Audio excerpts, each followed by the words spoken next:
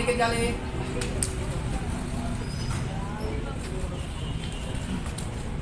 Perkenalkan, Assalamualaikum warahmatullahi wabarakatuh. Perkenalkan, nama saya Galinova Laji Prakoso. Saya di sini ingin meminta maaf kepada seluruh umat Muslim atas kejadian yang telah saya buat dan membuat kegaduhan di sosial media. Sekali lagi, saya meminta maaf sebesar-besarnya. Mungkin itu saja dari saya. Sekian, terima kasih. Wassalamualaikum warahmatullahi wabarakatuh. Motivasi lu buat konten gitu apa bikin ini konten kemarin? Tujuannya untuk menghibur. Viral. Tidak ada. Kapok li. Saya menyesali semua kejadian tersebut dan saya berjanji tidak akan mengulangi hal tersebut, dan saya akan membuat video yang lebih positif lagi ke depannya. Oke. Cukup Pak. Terima kasih. Apaan tuh? Silakan Pak Wadir. Terima kasih Pak Kabid Humas. Mohon izin rekan-rekan, ini menginjak kasus yang kedua. Press conference yang kami sampaikan terkait dengan pengungkapan yang juga dilakukan oleh jajaran Subdit Cyber Direktorat Reserse Kriminal Khusus Polda Metro Jaya.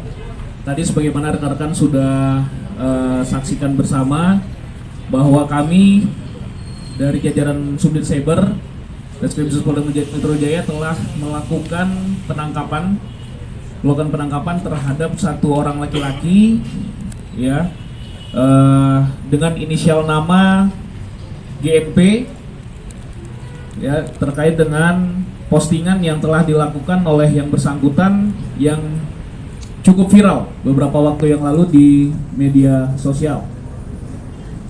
Jadi kami sampaikan kepada rekan-rekan sekalian, pada tanggal 22 April yang lalu dari jajaran Subdit Cyber telah melakukan penangkapan di daerah Setu, Kabupaten Bekasi, Bekasi terhadap seseorang yang berinisial GNP yang diduga telah melakukan persangkaan pasal tindak pidana, yaitu dengan sengaja atau tanpa hak mendistribusikan dan atau mentransmisikan informasi elektronik dan atau dokumen elektronik yang sifatnya itu menghasut, mengajak atau mempengaruhi orang lain sehingga menimbulkan rasa kebencian atau pemusuhan terhadap individu dan atau kelompok masyarakat berdasarkan ras, kebangsaan, etnis, warna kulit, agama, kepercayaan, jenis kelamin, dan lain-lain sebagainya.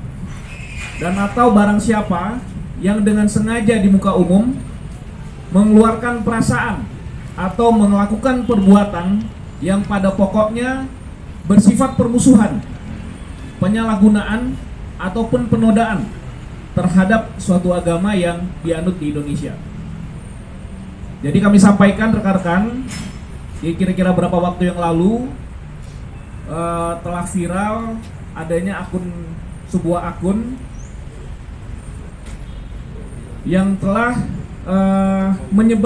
menyebarluaskan sebuah video di mana seorang laki-laki sedang berbincang dengan seorang anak kecil, ya, dengan seorang anak kecil.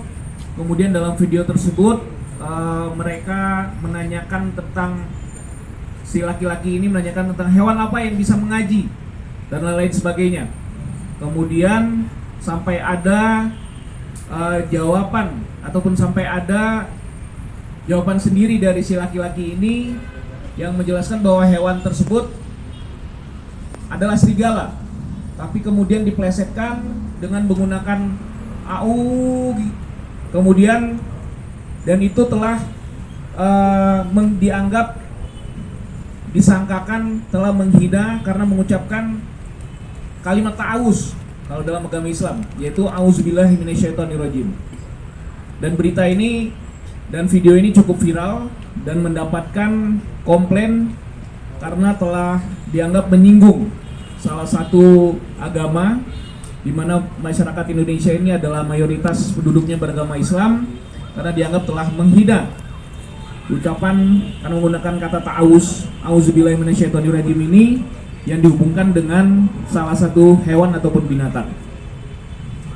Kemudian setelah pelaksanaan patroli siber dan ditemukan akun video ini, dari jajaran Subdit Siber kemudian melakukan upaya paksa penangkapan kepada saudara GNP, dan kemudian setelah dilakukan penangkapan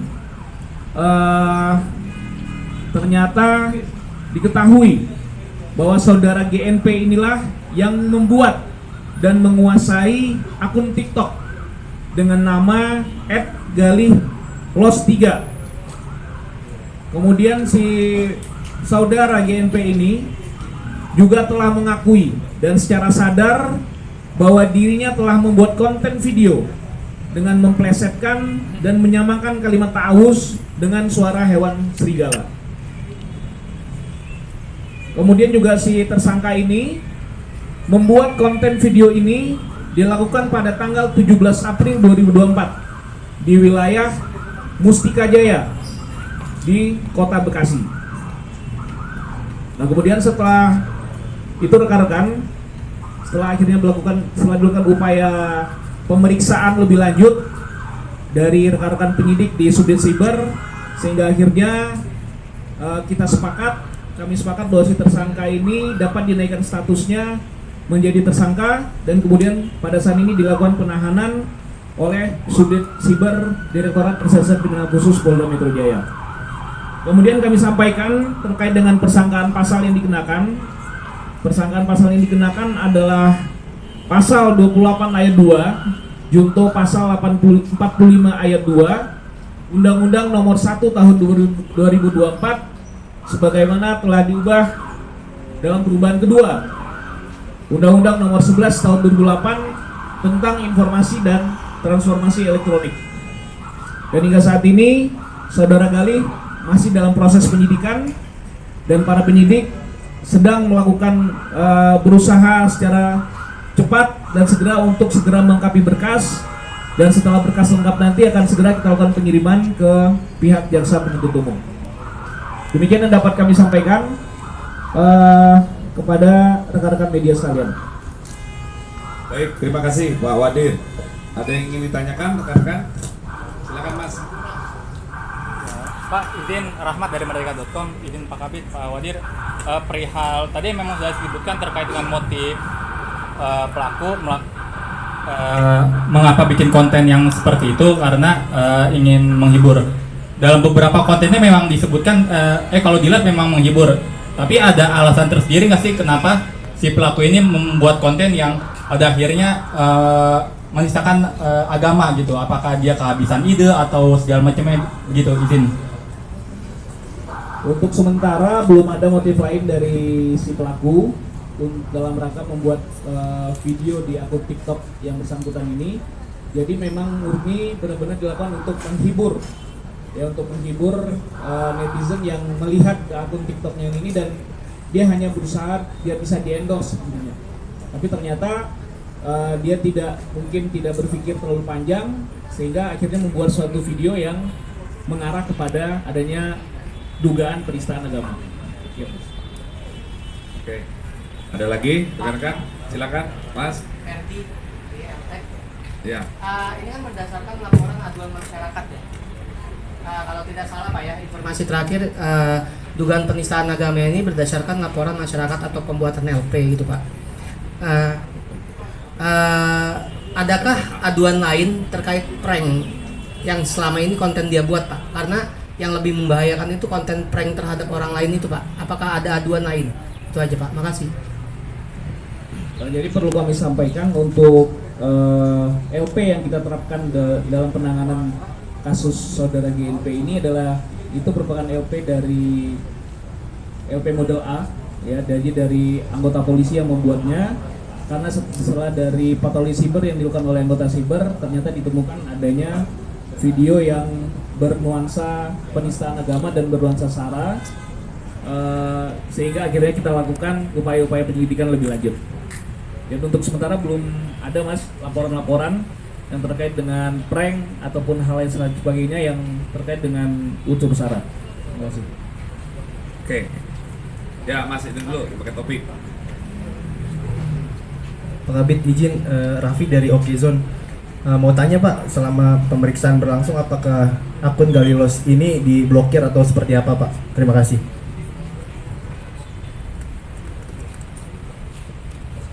Baik, terima kasih untuk pertanyaannya. Akan kami jelaskan. Untuk akun TikTok yang digunakan oleh Gali yang merupakan media untuk mentransmisikan konten yang terkait dengan penistaan agama sudah kami amankan dan dalam status quo, jadi tidak bisa digunakan oleh pihak luar ataupun pihak lain. Jadi akun tersebut akan kami lakukan pendalaman dan akan kami jadikan barang bukti dan dilimpahkan ke kejaksaan. Demikian. Mas Thomas silakan. Ya, Bapak izin tanya, ada beberapa pertanyaan. Yang pertama kan dari tadi kan dibilang motifnya dia melakukan atau membuat video semacam itu kan untuk menghibur dan juga untuk endorse ya, untuk mendapatkan endorse. Nah, boleh tahu nggak Pak, sampai sejauh ini kan itu udah ada lebih dari 1 juta penonton di TikToknya. Apakah udah ada endorse yang didapatkan atau mungkin dari satu video itu doang atau dari keseluruhan itu dia udah dapat berapa endorse gitu, nominalnya berapa dan udah dipakai untuk apa? Nah, yang berikutnya, konten serupa Gali ini kalau bisa dilihat di media sosial tampaknya nggak cuman dia doang yang sudah melakukan, bahkan dari yang dia lakukan sendiri aja udah sampai 1 juta orang lebih yang menonton. Mungkin bisa barangkali ada yang terinspirasi jadinya atau ingin membuat konten serupa gitu karena mendapatkan virality yang cepat gitu. Nah, boleh nggak Pak kayak imbauannya gitu untuk agar nggak ada lagi konten creator lain yang membuat konten serupa yang merugikan dan bahkan bisa membahayakan orang lain gitu. Terima kasih Pak.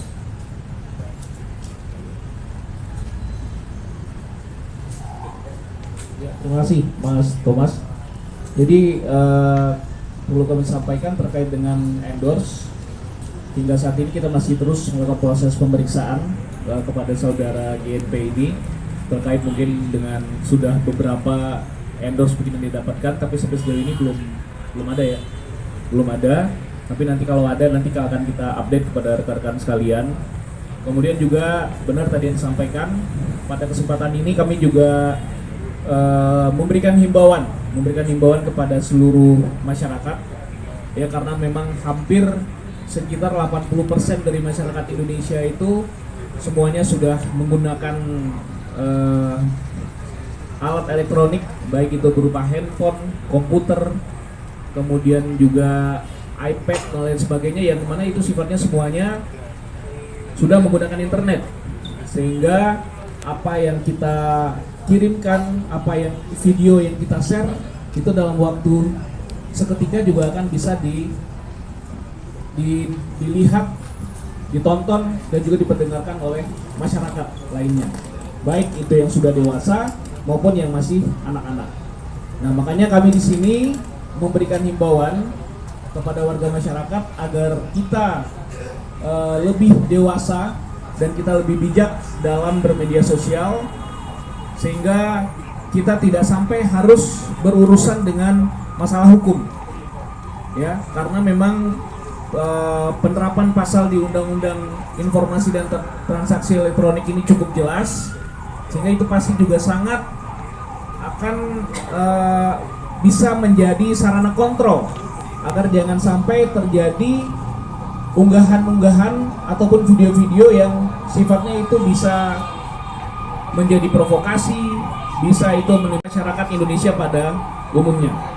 Jadi mari kita buat konten-konten video, silakan, kreativitas dan hal-hal yang bermanfaat dan hal yang positif tentu harus kita kerjakan, tapi tolong juga dengan kita batasi, itu harus mengajarkan tentang ajaran-ajaran kebaikan.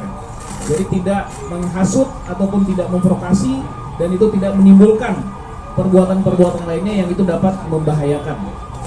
Kemudian juga kita gunakan media sosial ini untuk kegiatan-kegiatan yang bermanfaat, kegiatan-kegiatan yang edukatif, sehingga itu dapat semakin meningkatkan kualitas hidup kita, baik dari kualitas perekonomian, kualitas pendidikan, kesejahteraan, dan lain sebagainya.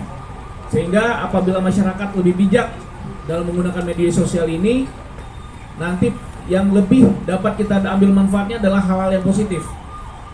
Hal-hal negatif dapat semakin kita reduksi, dapat kita kurangi, dan itu tentu saja semakin lebih baik buat perkembangan dan kesejahteraan masyarakat di negara kita, di negara Indonesia.